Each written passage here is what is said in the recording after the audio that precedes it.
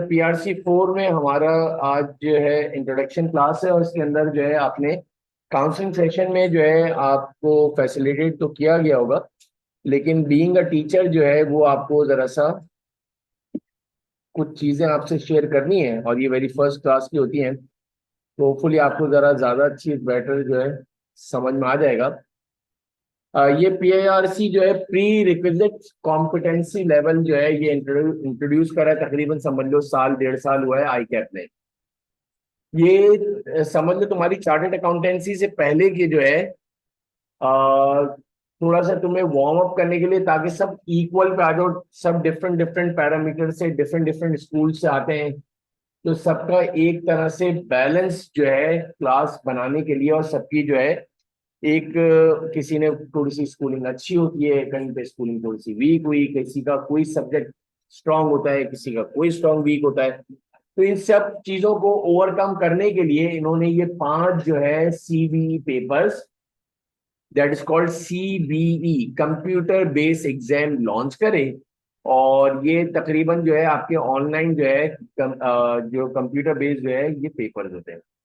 PRC 1 जो है आपका बिजनेस राइटिंग हो गया, क्यूएम हो गया, इको हो गया, इंट्रोडक्शन टू अकाउंटिंग पीआरसी 4, और ये PRC 5 that is ITD introduction to business. जितना मैं समझता हूं इसमें से पांचों में से जो पीआरसी 1 till 5 तक जो आपका स्पेशली जो मेरा टॉपिक है that is PRC 4 that is introduction to accounting. ये वाहिद एक ऐसा सब्जेक्ट है जो आगे तुम्हें कैफ 1 के अंदर जब ग्रुप ए में आओगे तो एफआर 1 इससे लिंक करता है, यानी 2 मरतबा पढ़ लिया। फिर ग्रुप बी में जाओगे तो फिर वहां पास कैफ 5 टकराएगा, 3 मरतबा पेपर पढ़ लिया। फिर तुम आर्टिकल्स कंप्लीट करोगे 18 महीनों की। इसके बाद जब पहला पेपर दोगे तो डबल एफ आर का दोगे, फाइनेंशियल रिपोर्टिंग का, advance financial double F R.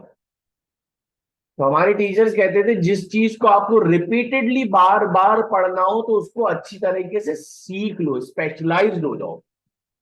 Sir क्या मतलब? ये बिजनेस राइटिंग जो है इधर पढ़ोगे खत्म, आगे कहीं नहीं है काम। क्यूएम आगे कहीं काम नहीं है, पूरे थ्रू आउट सीए में। इको कहीं काम नहीं है, आईटीबी कोई काम नहीं है। अच्छा, जिसको एग्जेम्पशन मिलती है आईटीए की उसको भी मैं कहता हूं कि स्पेशली पढ़ना है, क्योंकि हम ए लेवल्स की अकाउंट्स पढ़ाते हैं तो हमें पता है कि उधर का लेवल क्या है और इधर का लेवल क्या है। पढ़ लो, एग्जेम्पशन जो है वो अवेल कर लो, लेकिन पढ़ना जरूरी है। मैंने तो ये देखा है, वरना कैप 1 रुक जाता है बच्चे का। जिससे कि कैप 1 से भी इंशाल्लाह आपसे मुलाकात रहेगी, तो कैप 1 में भी हम पढ़ाते हैं।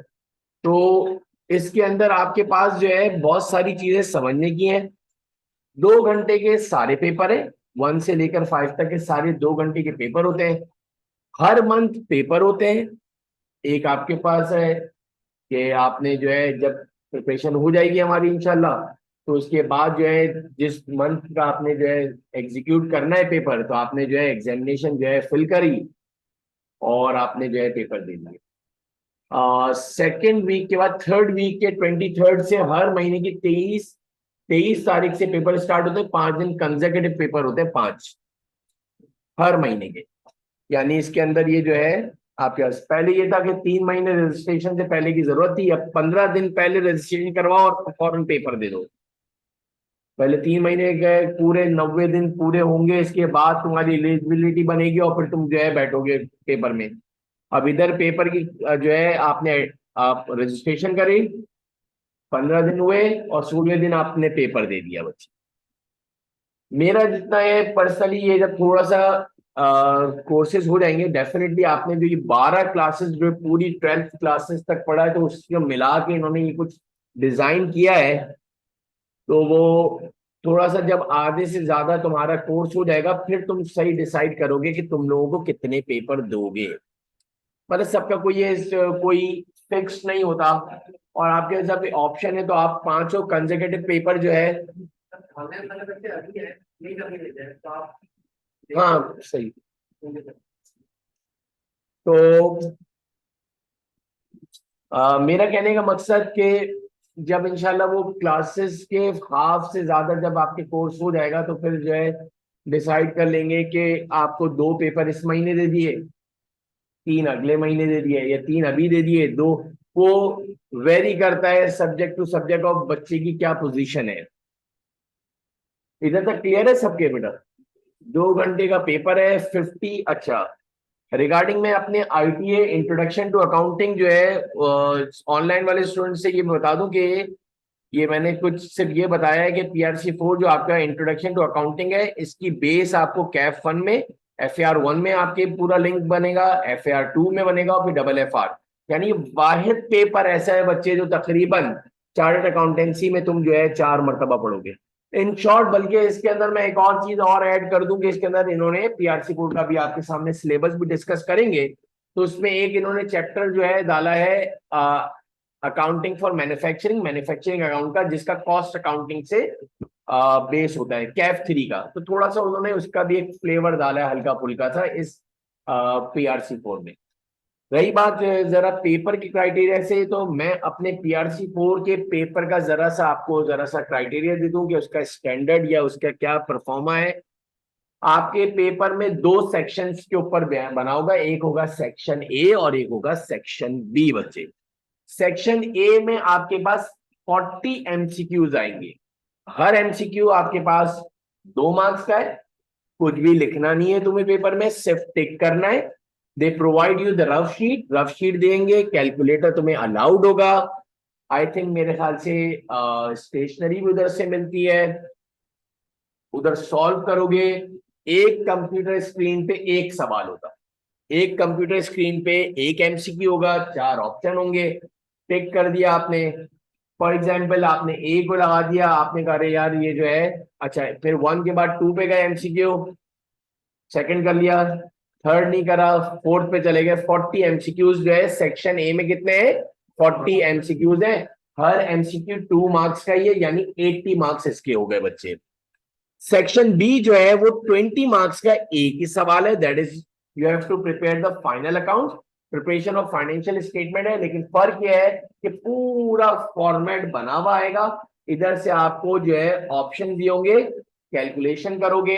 ये थोड़ा सा आगे की बात है। कितने स्टूडेंट्स ने पहले थोड़ी बहुत अकाउंटिंग पढ़ी हुई है? चलिए गुड, अच्छी बात है, मुझे भी कुछ सीखने का मौका मिलेगा। पहले आप लोगों से सवाल पूछूंगा, कितने बच्चे हैं इतने जिन्होंने आज तक अकाउंट्स पढ़ी नहीं, साइंस बैकग्राउंड वाले? और इसमें मेडिकल वाले कौन है? माशाल्लाह। मैथ्स अच्छा है भाई?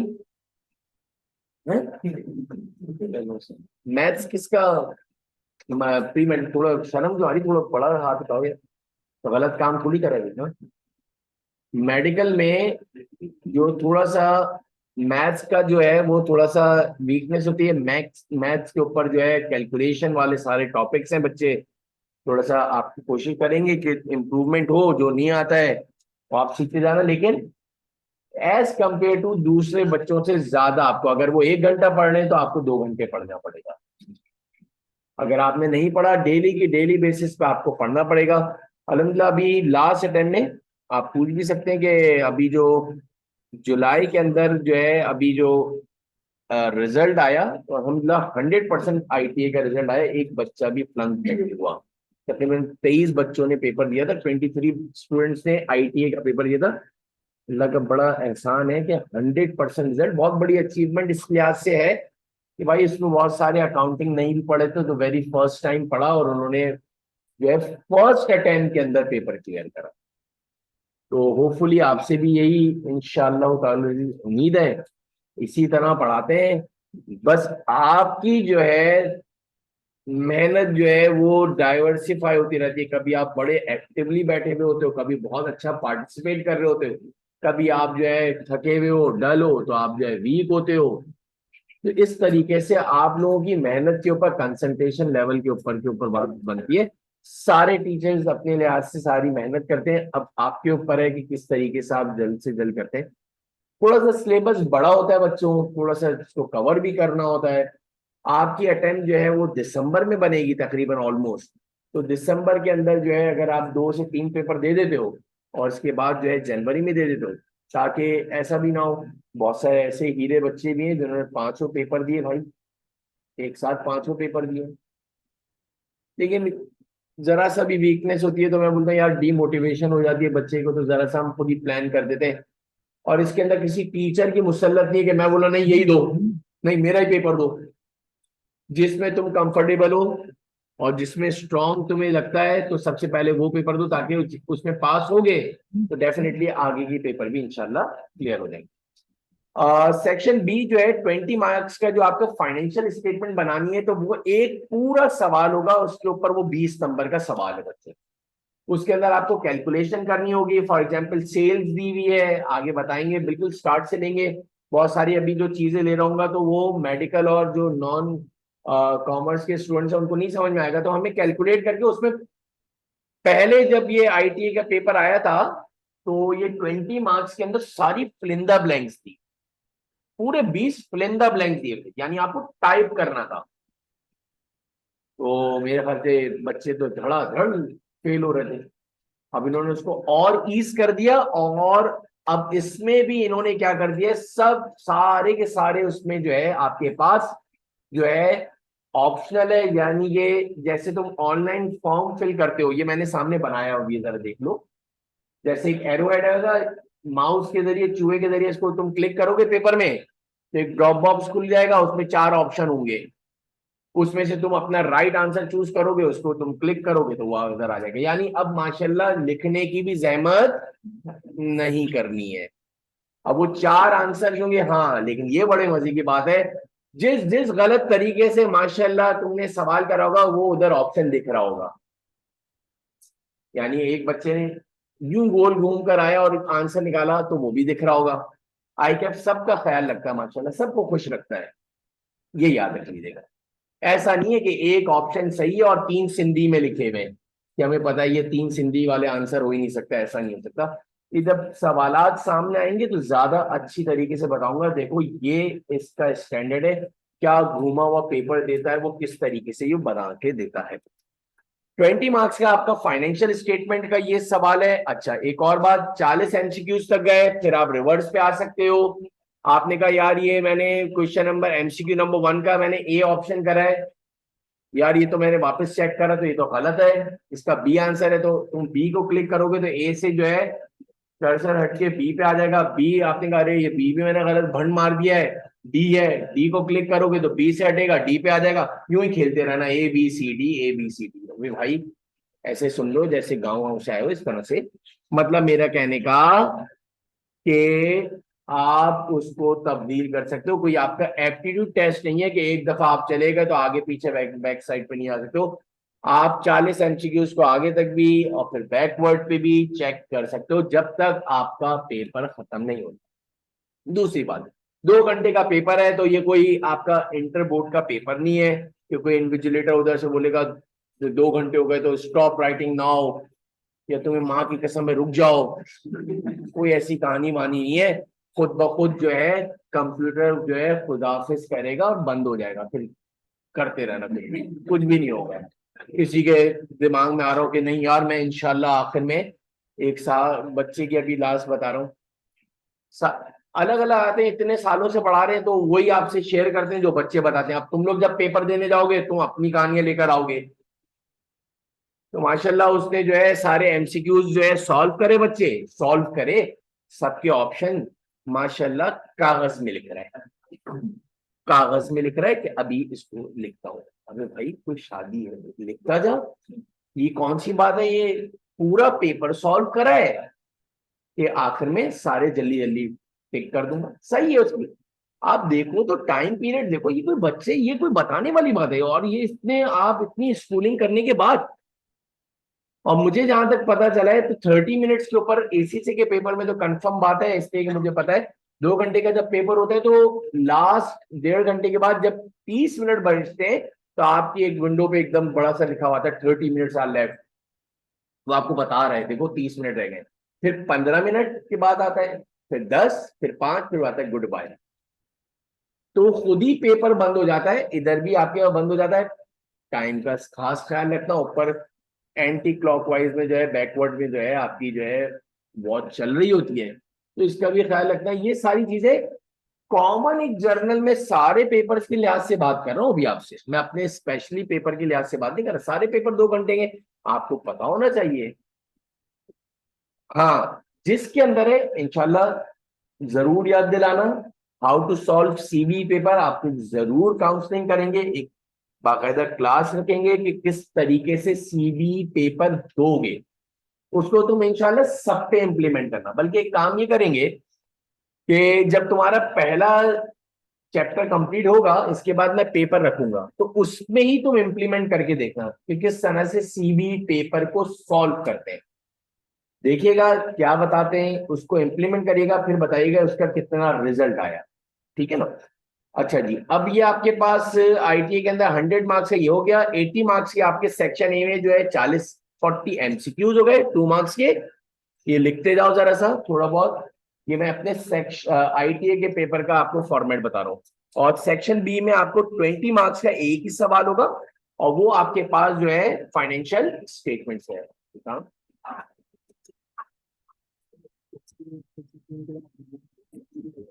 इधर तक कोई सवाल है बच्चे तो कोई पूछ ले बच्चे, किसी को कोई भी पेट में दर्द कोई सवाल बच्चे गर्ल्स में।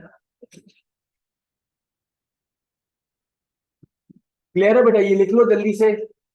जी भाई, ऑनलाइन वाले शेख बिलाल फरमाइए।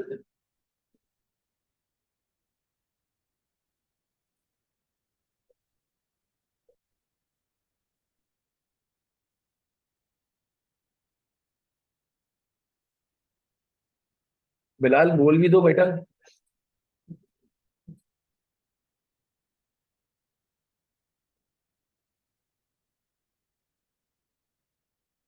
नहीं नहीं बेटा, स्टेटमेंट पूरा फॉर्मेट बना हुआ होगा, मैंने आपसे अर्ज करा था अभी। उसमें सिर्फ वैल्यूज को आपको क्लिक करना है, एक्सेल वाली नहीं होगी। आपको सिर्फ और सिर्फ क्लिक करना है, आपको कोई स्टेटमेंट का। हाँ लेकिन क्या है, वो स्टेटमेंट जब हम अच्छी तरह से पढ़ लेंगे।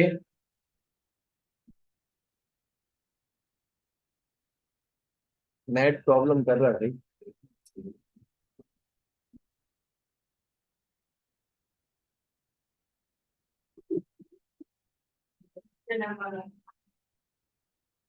जुलाई में दिया, जून में पेपर दिए थे, तो अगले महीने की 10 तारीख को आता है, 15 तारीख, 23 25, 15 दिन बाद आता है। यानी 23 से 23 24 25 26 27 28 तक पेपर होते हैं। अगर सैटरडे संडे हटा दो तो 28 29 तक हो जाते हैं, और 15 तारीख को रिजल्ट आता है अगले अगले मंथ के। और कोई सवाल बच्चे? चले जी आगे बढ़ते हैं। आप में से गर्ल्स में से कोई बच्चे कोई सवाल कोई भी क्वेरी है पूछ लो। अच्छा जी, अब ये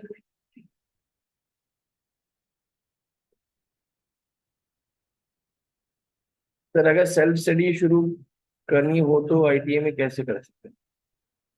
तो पहले आपने अकाउंटिंग पढ़ी है। सेल्फ स्टडी मतलब आप आई कैप की स्टडी टेक्स से स्टार्ट करोगे भाई? नहीं तो फिर कैसे, मुश्किल है बेटा। तो आप, आपके ऑप्शन है, आप रिकॉर्डिंग लेक्चर सुन लो भाई। अगर आप कुछ जॉब वगैरह कर रहे हो और आपको ऐसा प्रॉब्लम है, तो ये तो एक अपॉर्चुनिटी, आप बाद में सुन लो भाई। मेरे ख्याल से मुश्किल हो जाएगा। जो कोर्स आपका 3 महीने का है, वो मेरे ख्याल से 6 महीने में करोगे, और 6 महीने के बाद भी पता नहीं है कि क्या होता है, मतलब इसका रिजल्ट का हमें नहीं पता। क्योंकि कुछ चीजें बहुत टेक्निकल है, बहुत ज्यादा है कोर्स। अच्छा जी आगे बढ़ते हैं। 20 मार्क्स का आपका ये सेक्शन बी हो गया। ये आपका सिलेबस है आईटीए का, इंट्रोडक्शन टू अकाउंटिंग का। टोटल आपके पास में थोड़ा सा फॉन्ट जो है चाहो तो ये छोटा कर दूं, लिख लो बेटा जरा। इसी से हम जो है हमारी तैयारी प्रिपरेशन ऐसी होगी। टोटल 10 चैप्टर्स हैं हमारे आईटीए के सिलेबस में बच्चों। अकाउंटिंग फंडामेंटल्स,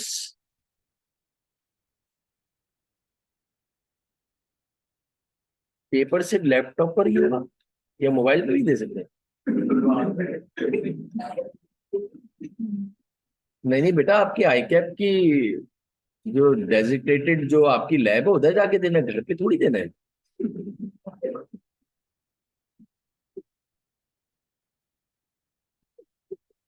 घर पे कौन सा पेपर होता है? नहीं नहीं बच्चे, ये कोई घर वाले पेपर थोड़ी है बच्चे,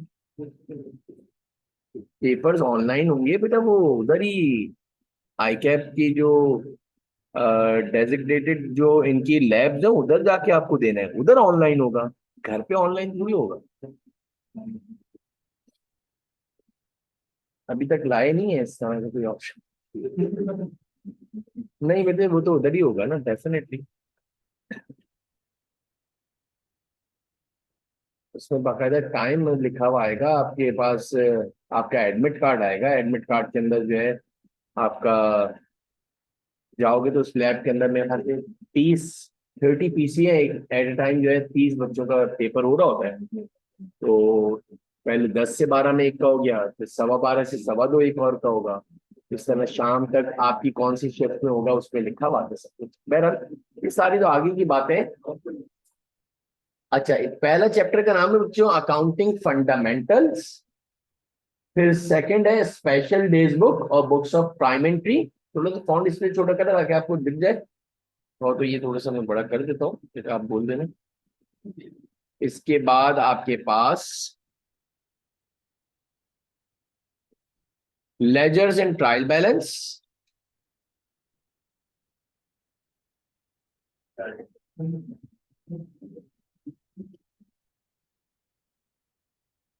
ledgers and trial balance,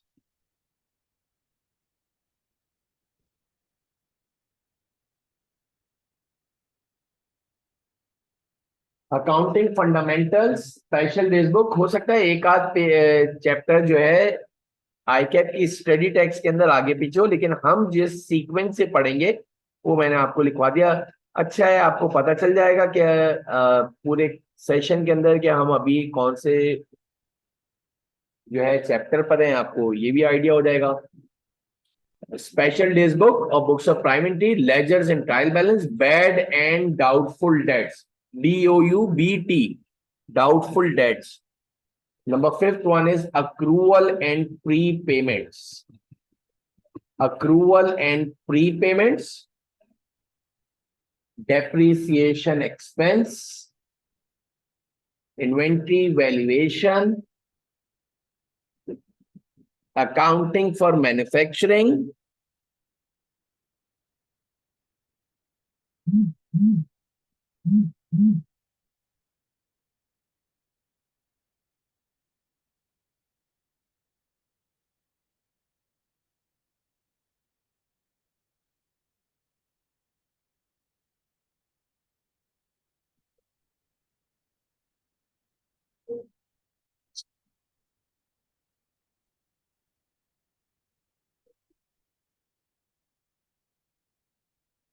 bank reconciliation, accounting for manufacturing. ये मैं चैप्टर नंबर 8 की बात कर रहा था कि थोड़ा सा इन्होंने कॉस्ट अकाउंटिंग का भी इसमें टच दिया है बेटा। ये वाला जो आपके पास स्टेरिक बनाया है, that is your chapter number 8 बेटा, अकाउंटिंग फॉर मैन्युफैक्चरिंग। और फिर ये आपका बैंक रिकन्सिलिएशन स्टेटमेंट, और ये जो final account of sole traders है, final accounts of sole traders जो लिखा हुआ है, ये इससे आपके पास 20 नंबर का सवाल आएगा। हाँ बेटा, बैंक रिकंसिलिएशन स्टेटमेंट। जो चैप्टर नंबर 10 है that is final accounts of sole traders. एक बड़े मजे की बात यह है कि इधर आपके पास जो है फॉर्मेट बना हुआ है, और FAR 1 के अंदर जो कैप फंड में तो आपको पता है कि मैनुअल पेपर्स हैं आपके, तो उसमें आप खुद बनाओगे बेटा। ये जो पूरी फाइनेंशियल स्टेटमेंट आप खुद बनाओगे तो अच्छा है, इधर आपकी प्रैक्टिसिंग हो जाएगी, तो उधर आपके लिए ईज हो जाएगा। उधर 25 नंबर का एक कंपलसरी सवाल होता है। FAR 1 के अंदर आपके पास 20 से 25 नंबर का एक सवाल कंपलसरी होता है, जिसके अंदर आपको फाइनल अकाउंट्स प्रिपेयर करने होंगे, वो आपको मैनुअल पेपर के अंदर आपको खुद बनाना होगा। तो ये आपका एक ITA का एक शॉर्ट प्रीव्यू था, लिख लिया सबने? अच्छा, अब ये जरा एक और चीज देख लीजिएगा, आपका जो इंट्रोडक्शन टू अकाउंटिंग यानी PRC कोड का एक सेपरेट रजिस्टर होना चाहिए। मैं किसी भी स्टूडेंट के पास, इसके दो फायदे हैं बच्चे, याद रख लो। एक, आपके FAR 1 के अंदर ये रजिस्टर बड़ा काम आएगा, ये किसी को मत दीजिएगा जब तक कि आपके पास अकाउंटिंग का सिलसिला आपका कंटिन्यू रहेगा। बेशक बाकी आप PRC 1 से लेकर 5 तक कोई भी हो, वो आप किसी को नोट्स वगैरह जो भी देना चाहो दे दो, लेकिन आप ITA का रजिस्टर ना दीजिएगा। बार बार उसका बहुत सारी चीजें आपकी कैफ 1 में वापस रिपीट होंगी, कैफ 5 में भी होंगी। बिला वजह पता चला आपने इतना अच्छा मेंटेन किया हुआ रजिस्टर दे दिया और बाद में आपको फिर परेशानी हो रही है कि आप बोले यार वो एडजस्टमेंट देख लेता, जरा सा देख लेता, उसको रिवाइज कर लेता। लेकिन ये मेरी तरफ से एक सजेशन है। रही बात आपके पास, ये हो गया। हाँ, रजिस्टर एक आप जो है बनाओगे ITA का, उसके अंदर आप कोई भी और मुझे चीज नहीं चाहिए। दूसरी बात, उस रजिस्टर के जर्नल के आप कर रहे हैं 2 पोर्शन। एक में आपको जो होमवर्क दिया जाएगा वो होमवर्क में करना, जो इधर हम क्लास में करेंगे उसके अंदर जो है सारा का सारा जो क्लासेस में जो काम होगा वो आपके स्ट्रेट बना हुआ होगा। इसका फायदा ये होगा, आखिर में जब एक गो थ्रू करना होगा तो सारे के सारे जितने भी आपके लेक्चर्स होंगे वो एक तरफ होंगे और आपका होमवर्क जो है लास्ट में होगा। यानी ये याद रख लीजिएगा, एक रजिस्टर नया मेंटेन करना, सबके सेपरेट, बाकी किसी का आप जो है सबके मिक्स करके बनाना चाहो तो बनाओ, वो मेरा डजंट केयर अबाउट इट। मैं अपनी बात कर रहा हूँ।